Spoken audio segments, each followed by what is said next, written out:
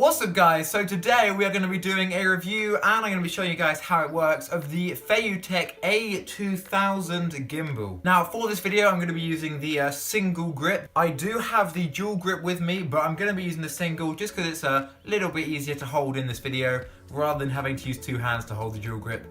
But they're both amazing, I love both. I'm going to be doing a comparison between the dual grip and the single grip in another video, so make sure you subscribe so you can stay tuned for when that video comes out. A quick disclaimer, I was given this to review by Feiyu-Tech, but this will be an unbiased review. I will let you guys know what I love about it, and I will let you guys know if there are any things I do think that could improve in this gimbal. Also, if you have not seen my unboxing or setup video, then both the links to those videos will be down in the description. Okay, so the first things to note about this gimbal are it comes with 4 different buttons on. They all do different things. We're going to explain what all of them do in this video. We have the joystick there. We have the function or mode button, as well as the on and off button just there. And we have the shutter button there. And on the back, we have the trigger button just there. You have all the same buttons on the dual grip as on the single grip. And I'm going to obviously be showing you guys what all of these buttons do in this video. So let's go ahead and power this on by holding down the mode button.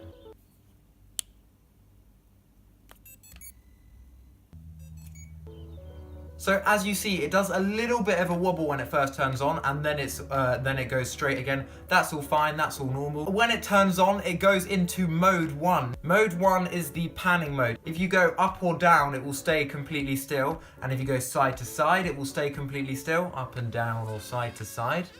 It stays nice and still. But if you pan left or right, it will go with you. Now that's obviously automatically when it turns on, it goes into mode 1, but you can also get to this mode by either pressing the mode button once, or you can press the trigger button twice, double tap the trigger button. Now that's what I prefer to do. When I'm in any other mode, I always double tap the trigger button, and that makes the camera exactly back to how it was, like you were turning it on for the first time. So if I was, let's say, my camera was a little bit tilted down, oh no, it's a little bit off axis, it's tilted down, double tap the trigger button, brings it straight back to the way it's meant to be. So then there is mode 2, which is panning and tilting mode. To get to mode 2, simply double tap the mode button. And that brings you to panning and tilting mode, where if you go side to side, it stays the same, but if you go up and down, it pans and tilts with you. And of course it pans with you as well. Okay, and then go back to normal mode by double pressing the trigger. And then you have mode 3, which is selfie mode. So if I wanted to get selfie mode, I would triple press the mode button and it would swivel the camera around, straight looking back at my face. It's looking straight back at me. So this is good if you wanted to vlog or something, I guess. But vlogging with this is going to be a massive task because it's heavy. The footage would be amazing, but it is a heavy bit of kit. And simply reset that by double tapping the trigger button. Okay, now you're probably wondering what the lower button is, the shutter button. Now, you can connect with a cable this gimbal to your camera, and that will take the photo on your camera without even having to touch any of your camera's buttons. So you simply press that, and it would take a photo on your camera. I haven't connected the gimbal with wires to the camera, so I'm not going to be doing that because I don't really want to connect wires having in between. Okay, now the last mode you can do with the mode button is the time-lapse mode, which is where you press it 4 times. Press that 4 times, and this is where it gets a little bit more complicated.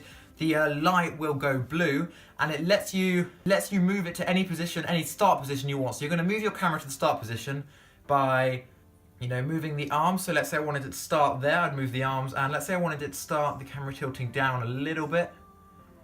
Let's say I did that. Then I press the mode button once. It remembers that position, and then you move it to the end position, the position you want it to end. Now you can specify how long you want your time lapse to go for in the app. So I've got mine set for about 15 minutes. So I'm going to move that to about here. I say I want it here, and I want the camera to be a little bit more up. So that will give me a really nice time lapse if it going across the horizon as well as tilting from down to up. So it'll go like that. So that gives you a really nice time lapse. So now I'm going to tap the mode button once more to set the end position, and it will go ahead and just do that. So I've pressed that, and now it is doing that. Now I'm not going to stand here and wait for it to finish for 15 minutes, but it would just do that. So to get out of this time lapse, I'm going to simply double tap the trigger button, and we're back out. But those time lapses can be amazing if you've got a couple of hours just to set your gimbal outside. Here's a couple of time lapses I did myself. Note that the one on the beach, I was actually just holding the gimbal, resting it on my lap because I was on a beach and I didn't want to put it down on the sand. So it may be a little bit joggy.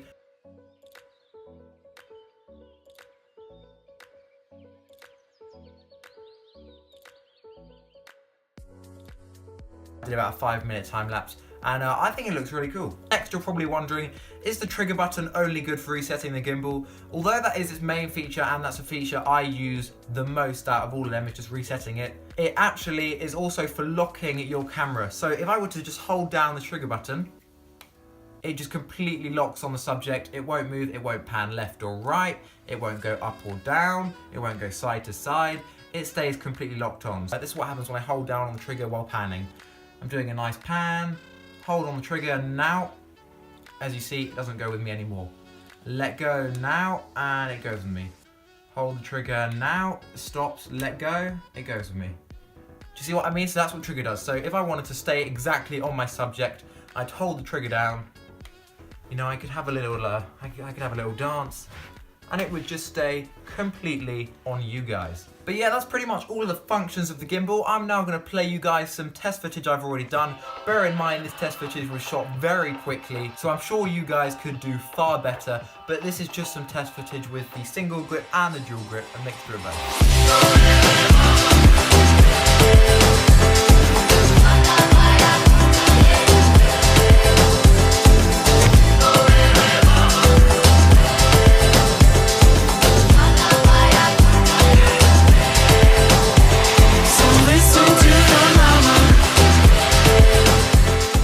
So what are my thoughts about this gimbal? Overall, I love it. I mean, who wouldn't love a gimbal to make your DSLR or mirrorless camera footage look so smooth? I've got the Feiyu-Tech gimbals for the GoPros and I love them. So for me, having a gimbal for my mirrorless camera was literally just a cherry on top of the cake. You guys may have seen it does have a tiny bit of vibrations. That's just when I'm walking, you know, it does do a little bit of that. But you can very easily cut that all out in editing with a bit of stabilization. I haven't actually found something I dislike of it yet, which is really weird. I normally am very good at finding faults in products, but I haven't actually found something I don't like yet. This is not me saying that because I was given this product by Feiyu-Tech. I genuinely really think it's a really good product. The battery life is incredible. I guess the only downside for me, which I'm sure is quite easy to correct, if you put a microphone on the top of your camera, I don't use a microphone with my gimbal because when this axis here, when this goes over the top of your camera, it bangs in your microphone. Yeah, but that is it for today, guys. I do hope you enjoyed. If you haven't seen my unboxing or setup, don't forget to check that out. And I'm going to be doing a comparison between the dual and the single grip in a future video. So make sure you see all of those videos. If this video was helpful to you, then please don't forget to give it a big thumbs up down below. Subscribe if you are new, as these have taken me a lot of time to make. And they weren't easy to make because I'm trying to make them as much detail as I can for you guys. So please give this video a big thumbs up down below. But yeah, that is it for today, guys. I do hope you enjoyed, and I will see you in my next video.